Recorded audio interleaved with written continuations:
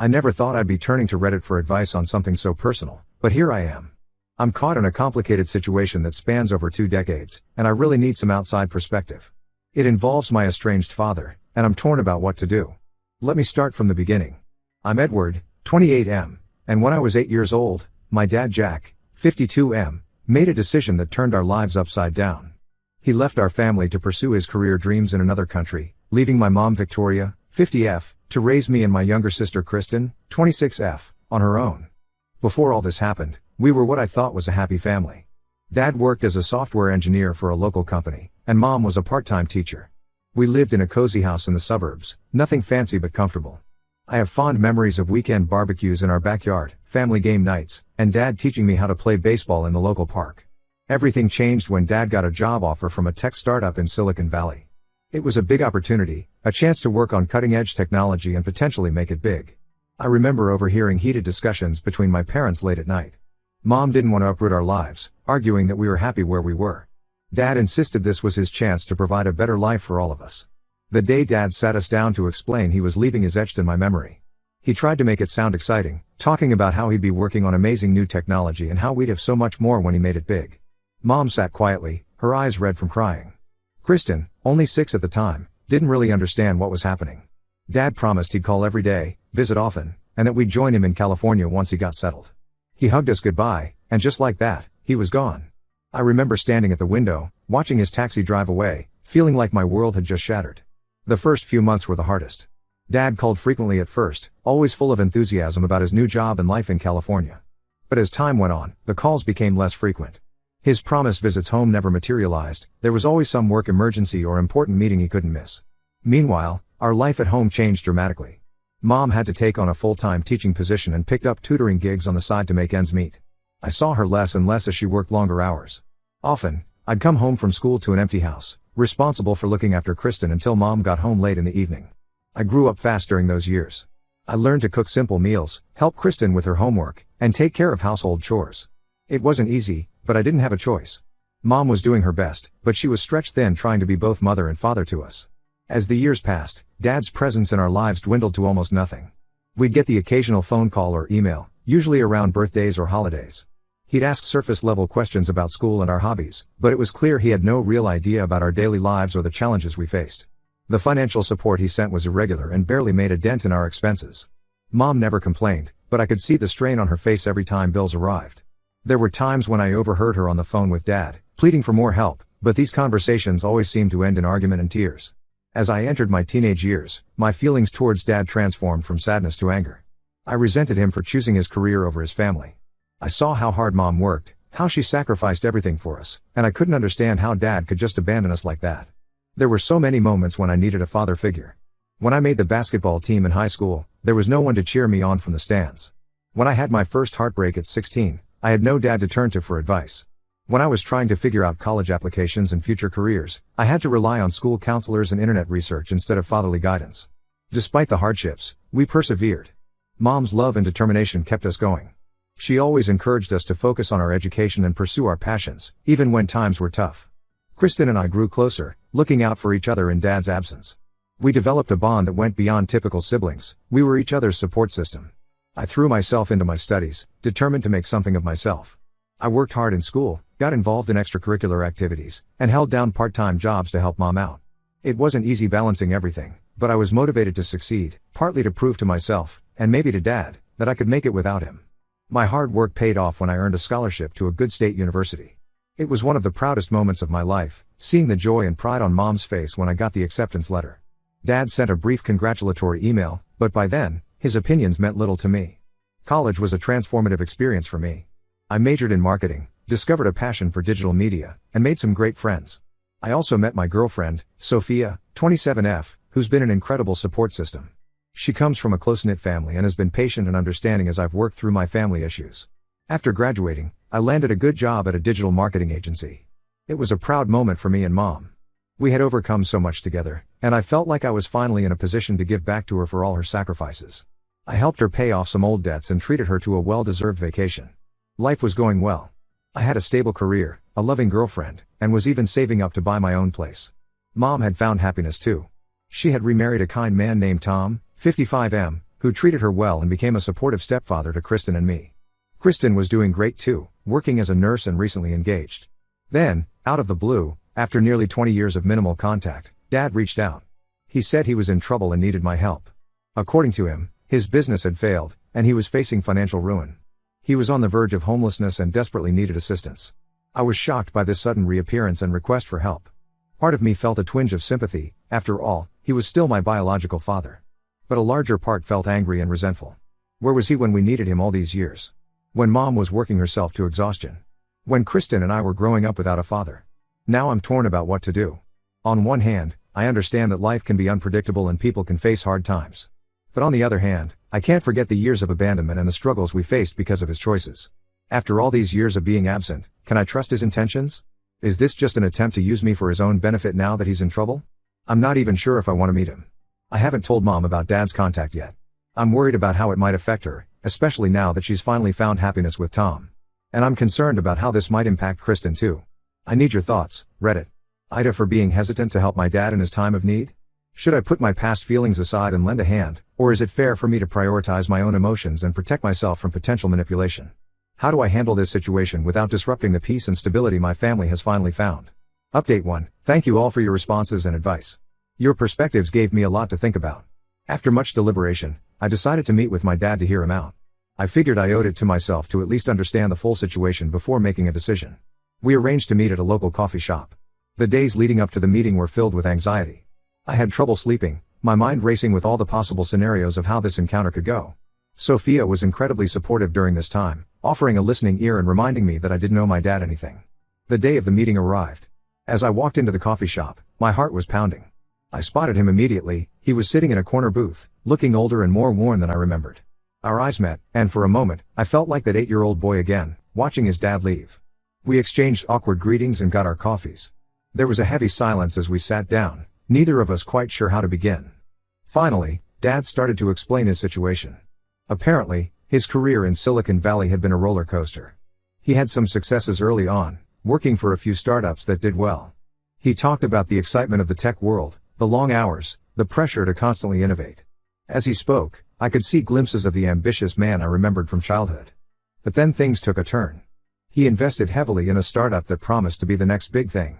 He was convinced it would be his big break, the success that would justify all his sacrifices.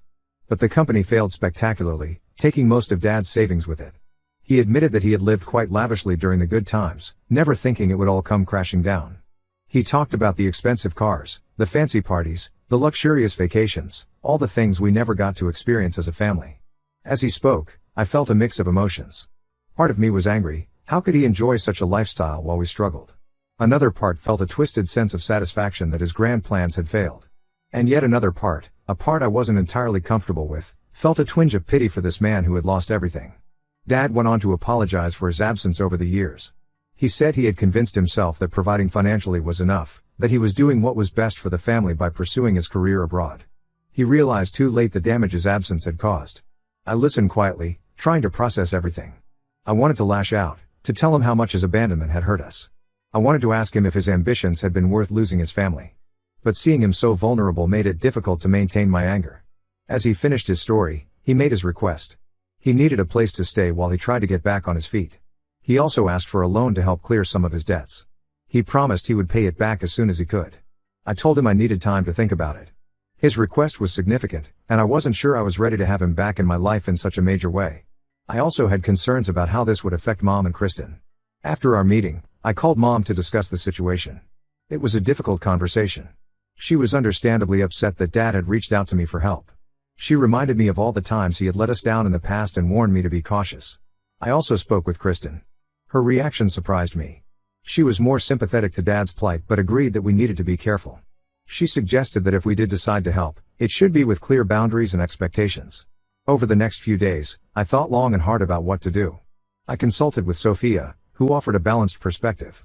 She pointed out that while it's natural to want to help family, I needed to protect myself emotionally and financially. I also reflected on my own feelings. The meeting had stirred up a lot of old emotions, anger, resentment, but also a confusing sense of concern for this man who was, after all, my father. I realized that part of me, a part I had suppressed for years, still yearned for a relationship with him. After much consideration, I made a decision. I called Dad and told him that while I couldn't offer him a place to stay or a large loan, I was willing to help in a limited way. I offered to pay for a month's stay at a modest extended stay hotel and to connect him with some job search resources. I made it clear that this was not an open-ended arrangement and that any further assistance would depend on his efforts to improve his situation. I also told him that if he wanted to rebuild a relationship with me and Kristen, it would take time and consistent effort on his part. Dad seemed grateful for the help, even if it wasn't everything he had hoped for. He thanked me and promised to make the most of this opportunity. As I hung up the phone, I felt a mix of emotions. Part of me felt guilty for not doing more, while another part felt I was already doing too much. I hoped I had struck a balance between compassion and self-protection. I'm still unsure if I've made the right decision. This situation has opened up old wounds and created new challenges. How do I navigate this new dynamic with Dad while protecting the family I've built in his absence? How do I manage my own conflicting emotions about his return? I'll keep you updated on how things progress. Thank you again for all your support and advice. It's been incredibly helpful to have this community to turn to during this difficult time. Update 2. It's been a few months since my last update, and a lot has happened. I wanted to share how things have unfolded and get your thoughts on my current situation. After I helped Dad with the hotel stay and job resources, he seemed genuinely motivated to turn things around. He found a part-time job at a local retail store and was actively looking for better opportunities.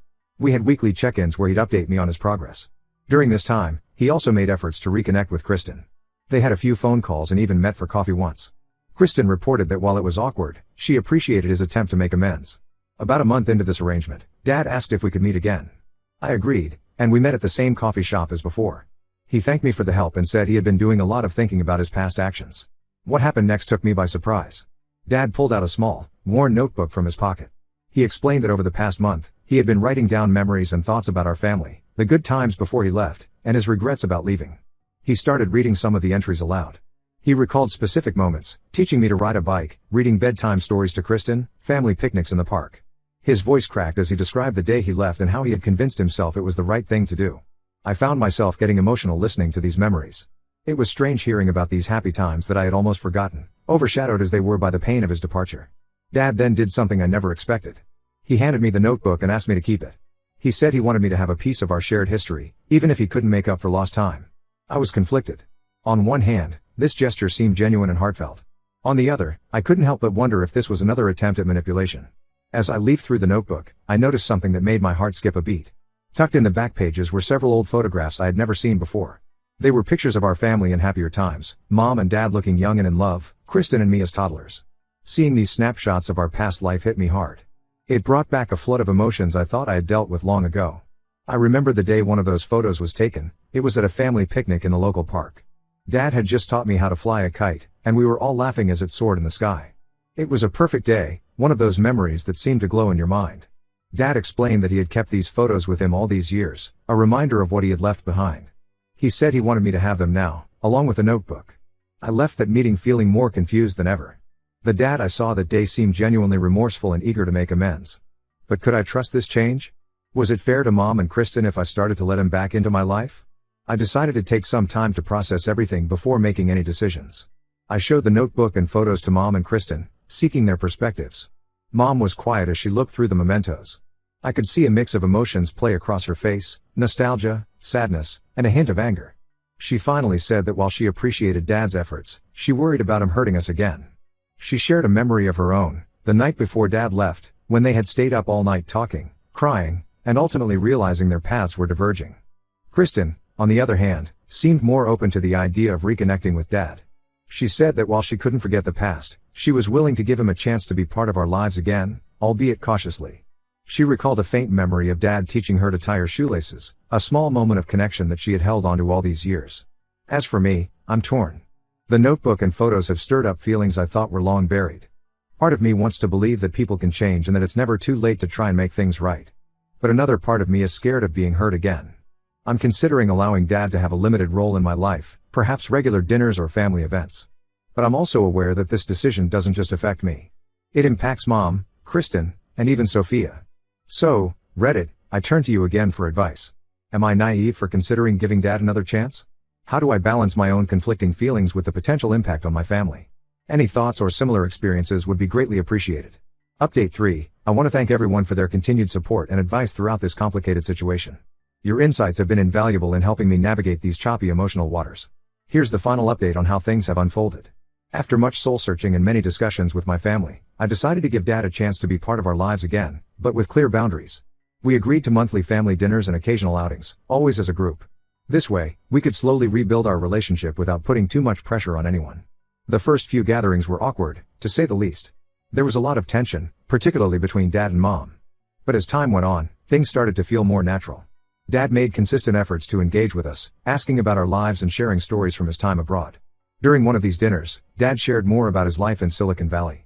He talked about the intense work culture, the constant pressure to innovate, and the cutthroat competition. He admitted that he had gotten caught up in the rat race, always chasing the next big thing, convinced that success was just around the corner. It was eye-opening to hear about the world he had chosen over us, and while it didn't excuse his actions, it helped me understand his mindset a little better. Kristen seemed to be warming up to Dad the most. They discovered a shared interest in photography, and Dad started teaching her some techniques he had picked up over the years. It was strange but heartwarming to see them bonding over something.